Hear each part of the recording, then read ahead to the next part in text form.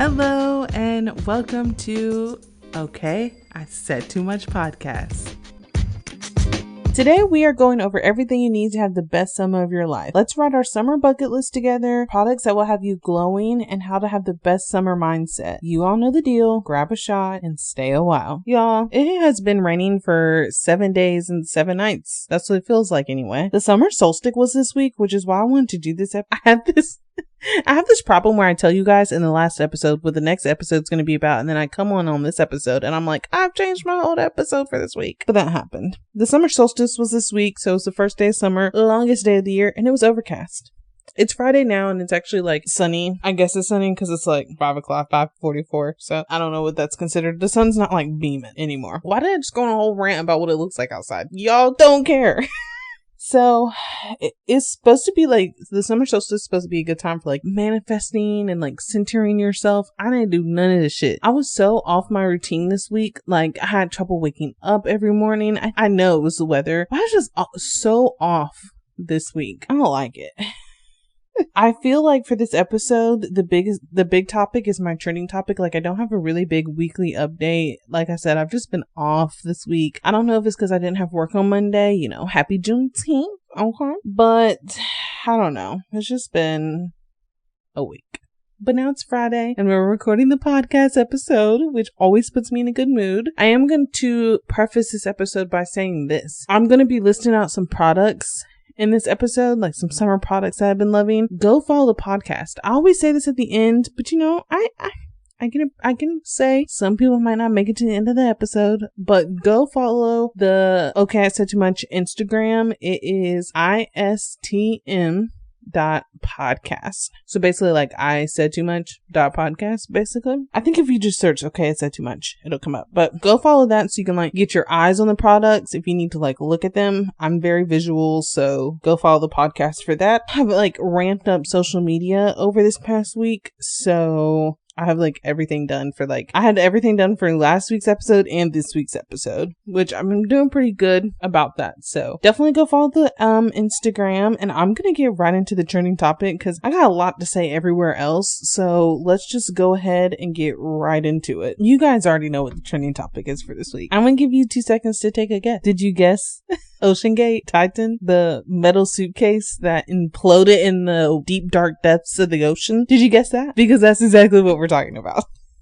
So let's go ahead and jump right in. I have lots to say, especially today. I just made a TikTok there's this whole controversy on TikTok about this subject now. So I'm just going to go ahead and get started with the facts. So this is from a CBS News article that I read. I have a lot of news article quotes in here because there's a lot of technical stuff I feel like you need to know. A 5-person crew on a submersible named Titan, owned by OceanGate Expeditions, submerged on a dive to the Titanic wreckage site Sunday morning. And the crew of the Polar Prince research ship last contacted the sub about an hour and 45 minutes later. Let me start with this. The difference between a submarine and a submersible is a submarine has way more technology and facilities inside of it. It's almost like, what do they take up in space? The things that go up in space is almost like what a submarine is, but you're underwater. But a submersible has none of that. These people were literally sitting crisscross applesauce on the floor of this. That has one toilet, but it's not really that accessible. So they told people to bring plastic bags to relieve themselves in. Of course, it was all men because, well, I will preface this. There are people who have successfully done this and came back up, and a woman has done it before, but she did say it was a very uncomfortable voyage. It's just not the best situation comfort wise. A submersible has to have a support ship on the surface to launch it and basically recover it once you're done. A submersible has about 96 hours of life support oxygen, because even submarines are like this. You're not getting fresh oxygen in, and it also has to be pressurized because you're going so deep. But I will say there's not many vessels and submarines that are around that can go to the depths that this was trying to go to. You have to think the Titanic is crashed on the bottom. It sank to the bottom of the ocean. So they were past the point of any sunlight going into the ocean. They were oh my God, like they were down there with the creepy, weird fish that they be showing you pictures of. PSI was like basically your head would pop like a balloon. That's how deep down they were in the ocean. As no GPS underwater, the only communication this particular submersible had with its support ship was text messages every 15 minutes. And as I said before, they lost contact with them an hour and 45 minutes into their launch down there. Okay. And so that was the last communication with the submersible was at 11:47 a.m. on Sunday. And this is the part, if you've seen videos about this and jokes about this, this is the biggest thing. Like, this thing is literally moved with a gaming controller. It is insane. So I have another quote here that's kind of explaining the timeline of when they knew something had happened to it. So we were always, since Sunday when they lost contact, we have been spending the last 96 hours, they're basically their life support, wondering what happened to them when this whole time it had already been imploded. Like, basically people were like counting down their oxygen supply that they had left. Some people were saying the Titan doesn't have a carbon monoxide filtration system, so even if their oxygen had went out, they're probably breathing in carbon, like basically even if their oxygen had not gone out, they're basically breathing in nothing but carbon monoxide anyway. Like, there were so many speculations on the internet of like how this could go. And I just want to preface what I'm about to say. When you're down at that level of the ocean, like that deep down into the ocean, an implosion happens, not an explosion. It implodes because of the pressure. And they say like your body reacts to that as if you were to take an egg and smash it with your fist. That's how quick it is. So everyone was saying, well, implosion is the worst case scenario. Let's find them before their oxygen runs out. In that case, I would much rather implode than I would suffocate. Okay? Suffocate. Okay, that's not best case. Like, finding them after the oxygen is not best case scenario. This is from a CNN article that I read today because I want to make this whole timeline as updated as possible. The first hint of a timeline came Thursday evening when a senior U.S. Navy official said that after the Titan was reported missing Sunday, the Navy went back and analyzed its acoustic data and found an anomaly. Oh God, y'all don't judge me. Anomaly. There we go. That was consistent with the implosion or explosion in the general vicinity of where the vessel was operating when communications were lost. The official spoke on the condition of the anonymity to discuss a sensitive acoustic detection system. Those killed were Stockton Rush, the CEO of OceanGate Expeditions. Fun fact about him, his wife, her great-great-great-grandparents, some great-grandparents were actually on the Titanic. That's why she was always so interested in going to see the wreckage. They were on the Titanic and they were the wealthiest couple on the Titanic. And so basically when everyone was getting into lifeboats, her grandma or great-grandma, I don't know the timeline. It gets messed up in my head.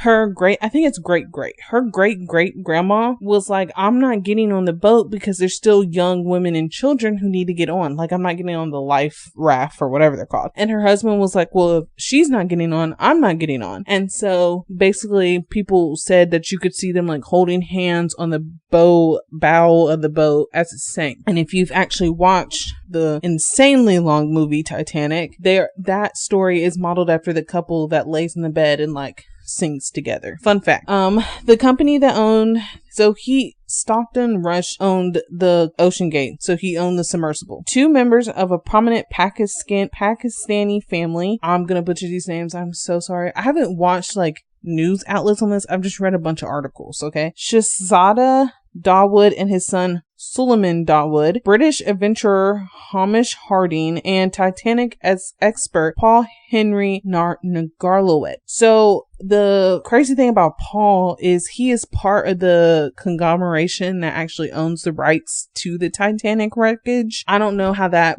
owning the Titanic ship at the bottom of the ocean works, but he is part of the group that owns it. So there's the backstory for anyone who's like literally been living under a rock and hasn't heard that story yet. There you go. And here's the part that's gonna be like the real trending topic part for me. So, I say this all the time. I'm on Black Twitter, Black TikTok. I follow so many Black creators. I'm not gonna say I prefer to follow Black creators, but I do follow a lot of them.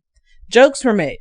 Okay? Jokes were made. And jokes were made simply because you are a billionaire. I don't think most people realize how many how many millions are in a billion? The two members of the prominent Pakistani family, the dad is a billionaire. Okay. He is very well off. And so people were making jokes because it's like, you have all the money in the world. They paid, I think everyone paid this. Of course, it's at the CEO of OceanGate Expeditions because it's literally his submersible. But everyone paid $250,000 to go down to the dark depths of an ocean in a metal suitcase, basically. And of course, people made jokes. Of course, people like, come on now, like...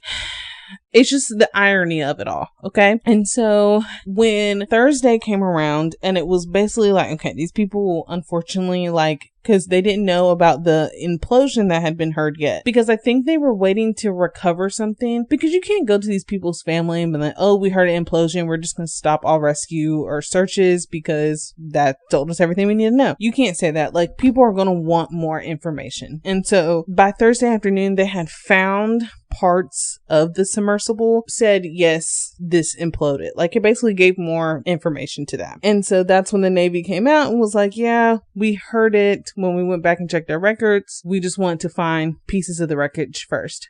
And so now that has bred a new type of people online that are like, these are humans. I can't believe humanity is like this to where we're laughing at people dying. No one is laughing at people dying. Like, it's very sad. The son was only 19 years old. He had just graduated high school. I guess his aunt had came forward and said that he was very nervous and very frightened and he really did not want to go, but he was just trying to do something cool with his dad. Which, side note, how crazy is it that you have the type of money that doing something cool with your dad is paying $250,000 each to see the Titanic wreckage? That is insane, but it's neither here nor there. And so that is sad. They all have loved ones that truly care about him. Like, think of the CEO's wife. Like, she had already lost great grandparents to the Titanic, and now she lost her husband basically to the Titanic. But everyone signs waivers. Everyone knew the risk. An OceanGate employee was actually fired because he verbally expressed the risk of this voyage, I guess, multiple times. But people on TikTok are like, how dare you laugh at death? That is insane that you think that it is okay to laugh at people dying. No one is laughing at that. But if you guys know what I'm gonna say, you know what I'm gonna say. Fuck capitalism. Y'all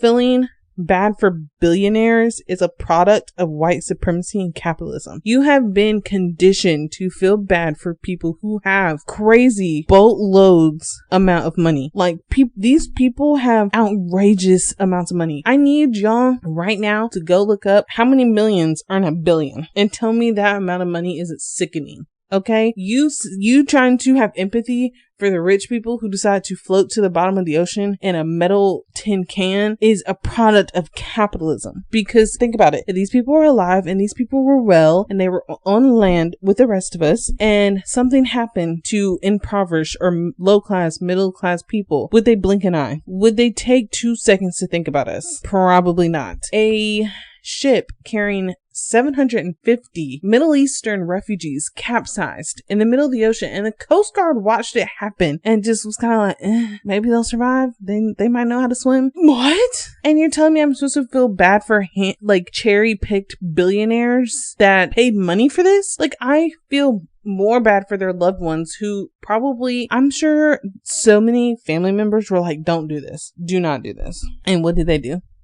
Exactly that. So yeah, no, I don't feel bad. I'm sorry. And that, like I said, I feel bad for their loved ones because now they're one loved one down, they have to deal with that grief, that loss. They'll never able to bring their bodies home and actually lay them to rest. So yes, of course I feel bad in that sense, but this whole let me ride at dawn for billionaires is crazy. It's eat the rich for a reason. Hold on, let me pull up my screenshot that I took. Billionaires could raise 1.7 trillion a year, enough to lift 2 billion people out of poverty. But one family alone spent $500,000, $500,000 to see a graveyard. Yeah, no.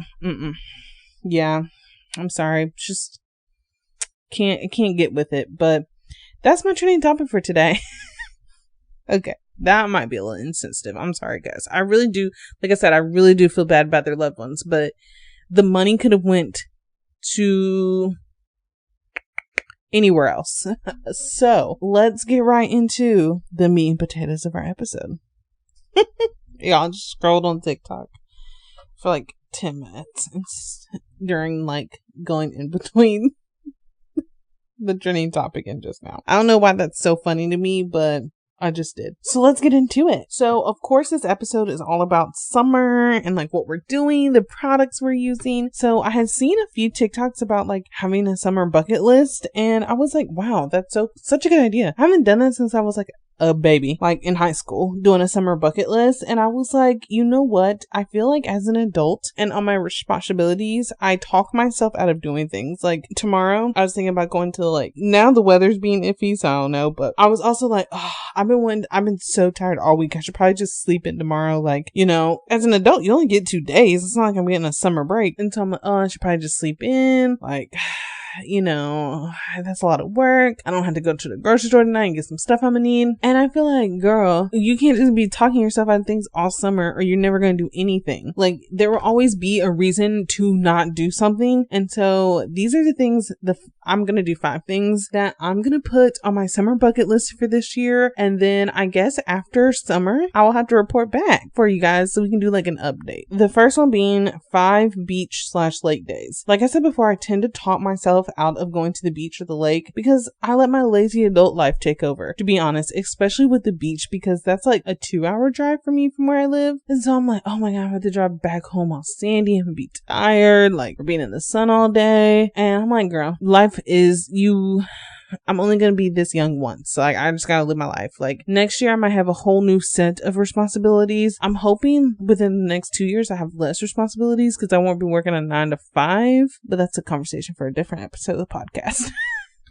So go to some type of festival. And this means anything small, large, food truck related, cultural festival. I'm not saying like, you know, I need to go to fucking like the equivalent of Coachella. Like I just want to do something that I have to buy a ticket for and, you know, go walk outside, cute outfits. I just thought it was a good one. I know Raleigh does like the food truck rodeo. Like I'm thinking anywhere from like small like that to like something bigger. I was watching TikToks about the summer bucket list and people were asking like, well, how do you find like events like this, like where you live and la la la. I don't know if this works for every city, but if you live in Raleigh, Eventbrite is like the best tool ever when trying to find things to do on the weekends or stuff like that. This next one is very Raleigh RTP centered. I want to go to Box Yard in RTP. I've never been and it looks so cool. It's basically a food hall made out of shipping containers. Like everything is in a shipping container. And whenever I see videos of it, it just always looks so nice and everyone looks like they're having such a good time. And I think like on a really nice day, that would be a really cool thing to do. I just thought that would be like really fun. And it's like different. It's something different. Like when you look at it, if you've never looked up Box Yard and seen it and see what it looks like, look it up. 2, I did this technically. This is not 2. This is number 4. I technically did this the other night because I didn't come home until like 4:30. And then I literally showered and stayed up until 5:30 so I could go somewhere to get breakfast. But I want to do this another time, but like actually be like fun and adventure, which is an all-nighter. Like I want a good one. I want an adventure. I want to watch the sunrise and then sleep the whole day afterwards. I feel like if you're going to do an all-nighter and like as an adult, it has to be on a Friday because then like you can do it, sleep all day Saturday, and then you still have Sunday to be productive. And on top of that, another tip as an adult, if you want to do an all-nighter on Friday, you know what I love to do? I like to get my life together on Thursday. Like I'll wash clothes, clean, like, you know, try to reset my room and stuff, because then it's like I really am not like missing out if I'm just in bed all day Saturday. You know what I'm saying? So that's 4th on the list. 5th on the list is my absolute favorite thing to do, but I want to do it during the summertime at a nice hotel that has some type of like cool amenity, like a rooftop bar, a really nice pool, something like that, which is a staycation. They are my favorite. And I'm not necessarily saying I want to do it alone. Like I want to do it and I want to have a good time and just like maybe the hotel has a nice restaurant. Like I'm thinking 5-star hotel. There's this new hotel in Raleigh that I really want to try. That's like, I have my eye on it. Like they have a saltwater pool, baby. If any of my friends want to go, let's link, okay? We can split it because the rooms are expensive, but it's nice. So I think as you get older, making your summer bucket list is just such a good idea. It's such a good idea because now too, like it's like having a to-do list. Like I need to do this. Well, it's exactly like having a to-do list, but y'all get what I'm saying.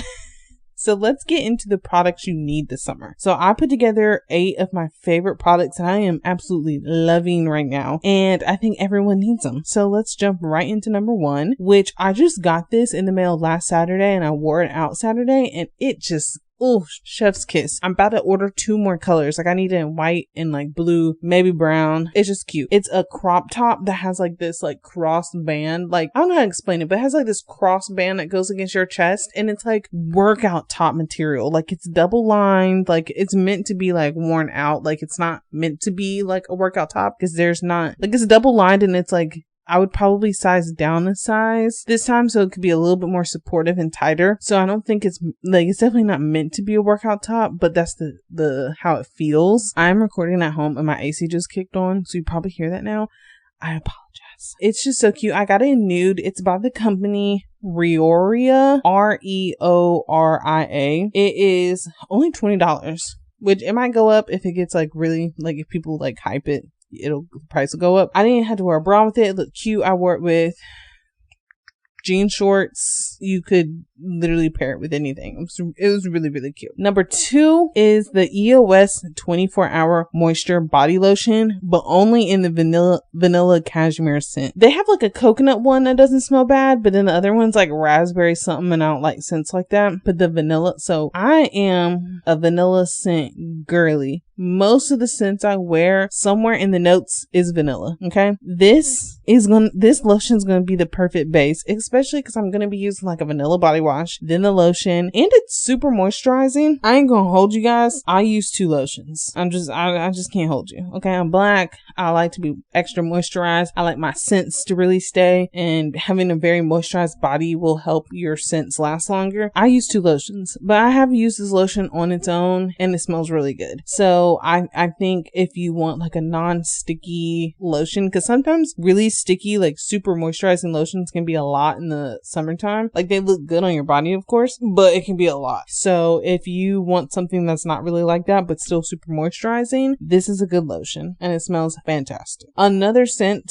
that I'm recommending is the Fenty Perfume. Again, I'm not gonna hold you guys. I only have the travel size because the big version is always sold out and it's like $100+. And the travel size was $39, and I'm not gonna be wearing it like that. Like I have like 15+ perfumes. Like it's not gonna get worn like that. So I opted for the travel size. It's so good. What is this? Can I talk today? It's described as magnolia, musk, tangerine, and Bulgarian rose. And I don't really like any of those scents, especially rose. I don't care for at all, but it smells good. And so if I'm saying like something rose based smells good, then it smells good. So go to Sephora and get you one. This next one is, I've had this for so long and I never used it because it wasn't what I was particularly looking for at the time. But part of me was like, let me put this on and see what it looks like. It's the Loving Tan Luminous Cream. And so Loving Tan is a self-tanning company, if you didn't know. This is their like shimmery body cream. But the key is with this one, it's not that shimmery, so I usually make something with it. The Taraji P. Henson, you can find her like body line at Walmart. She has this vanilla scented body shimmer. Now that people up in airplanes gonna see your body shimmering if you use that. But the hype with the Loving Tan Luminous Cream is it adds like a filter on your skin. Like it adds this instant color that like blurs. Like I have stretch marks like right by my underarms, and I mean you still gonna tell I got stretch marks. Like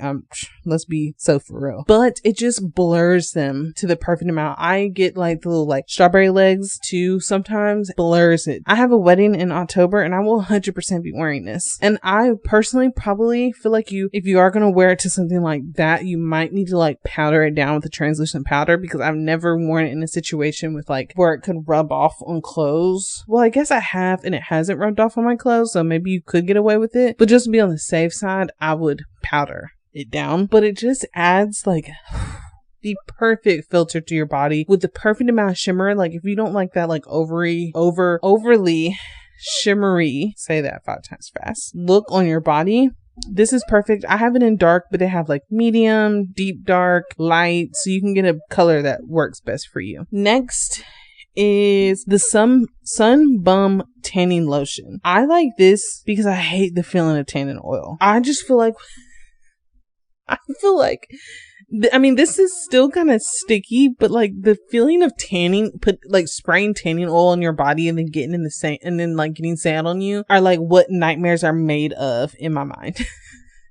So like, but I really like this. It adds like a brownness to your body when you put it on. Like when you take a shower afterwards, you're gonna see this like rinse off. Like I really like it. I get the best color, especially on my legs, and you don't feel like overly sticky. I will say the only downside, and Sun Bum, if you are listening, it doesn't need to smell like chocolate. It does not need to smell like chocolate. If you are somewhere, like I said, we go to a lake a lot. If you are somewhere like that, that's a little bit more like, I feel like beaches, you don't have to worry about as many bugs because like the wind is so like windy. But like when I'm at the lake and I'm wearing this, or sometimes I'll sit out on my back patio and like try to get some color and wear this, it'd be like gnats because it smells like chocolate. And like sunbum. We didn't need that. Okay. We didn't need the scent. So, but if you don't like tanning oil and you want to be tan, that's a good one. The next one is another Amazon find, and that is trucker hats. Mainly just because I just googled Amazon trucker hats, women, and bought a 2-pack. I just think it adds like for a cute casual like summer outfit, it just adds a little something. And I also like it because I don't like sun in my face. I think it works. I don't know why I'm blanking on my thoughts with trucker hats, but I think it's good because it's like if you don't want to wear like sunglasses and like just wear a trucker hat, or you know it's been raining a lot, nothing is better than wearing a hat in the rain. It's just like go decision. So that's a good one. It's a good summer must have. Next one, okay. So here's the difficult thing about the next one. It's a Korean skincare. So I don't know the brand because the brand is written in Korean. That is probably not the right word that I'm looking for, but you get what I'm saying. I'm pretty sure though, if you Google this, because I Googled this to get the image for like the Instagram thing that I'm gonna put up, and it's the Rice Water Facial Cleanser. I found mine at TJ Maxx, but you can also get them on like Amazon. I actually got this from Aaliyah's Face. She is a YouTuber. I think her YouTube, Instagram, and TikTok is all that the same name, and she uses this. Now y'all, the skin was already skinning, it was already doing what it needed to do, but this cleanser like took it to the next level. It like really did something. I think it has like very, very tiny micro exfoliants in it. I think that's why it's called like rice water, because it's just made of rice water. I don't know, but it has the feeling of almost having very tiny exfoliants in it, and it's just like a game changer in my skincare routine. I will repurchase this. I was definitely afraid because it kind of has a strong scent to it. Just that like clean, like I don't know how, like spa scent, I guess is a good way to describe it. So I was a little bit nervous about that, but I didn't have any reactions, and I have super sensitive skin. So the last one on my list, I can't believe we're already at the last one. Oh my god. I felt like when I was typing this episode out, like it's a 4-page long typed out. I was like, oh my god, this is gonna be forever. But the last one is the e.l.f. Halo Glow Liquid Filter. That is a name. So this is like their dupe for like the Charlotte Tilbury, what's her name? Charlotte Tilbury? Yes, that's it. Liquid Glow Filter, flawless filter stuff she has. This stuff is amazing. So I don't wear foundation ever anymore. I just do like my concealer routine and like blush, bronzer, and all that. So I finally got my darker shade in this because, you know, I've gotten a little sun, so I need a darker shade. And I did mix in a little bit of light because it's a little too dark. That does not matter in this conversation. But I put it all over my face last Saturday when I went out and then did my normal routine, and I just set my under eyes because that's all I set now anyway. I do my makeup completely different now, and when I tell you my face looked so good, I came home and my face looked good. It literally just puts like a filter on your face, and my skin was so glowy and beautiful. Oh, that is like my face routine for the rest of summer. It's gonna look so good in like good pictures. Like if someone was taking you a picture of you with the flash, I can't wait. But those are my 8 recommendations for the things you need this summer. Again, it's going to be on the podcast Instagram if you need to see like pictures of it, you know, or take your notes now. Rewind and take your notes. But those are literally my must-haves. They're so great. I use a good amount of those almost every single day. Like the facial cleanser I use every day. Well, I would say, yeah, the lotion every day. So it's good. It's good. Now let's get into the last thing I wanted to talk about on this episode, and that's how to keep your spirits high this summer. I think the summertime is for glass half full, optimistic, positive attitudes. Since I can't have a summer break, I try to have a summer break mentally in my mind for my emotions. And so this is going to be very quick and very easy. And I just have a little bit of advice for you guys. I think we always get caught up in trying to be the best versions of ourselves. And that is like this odd sense of like selflessness that we feel like we need to have. Set your boundaries, do the things you want to do, and have fun doing them. I think we just kind of get caught up in our routines and caught up in life. And because we, as adults, you don't get like a summer break, you can create your own summer break in a way. And just like I feel like after June 1 came, and I just was like, I'm just not going to take life as serious as I need to take it probably. And I think that's like good advice, because like I said, I think as adults, we just get caught up every single day. And like, I need to be doing this, I need to be doing that, and this is on my to-do list, and that.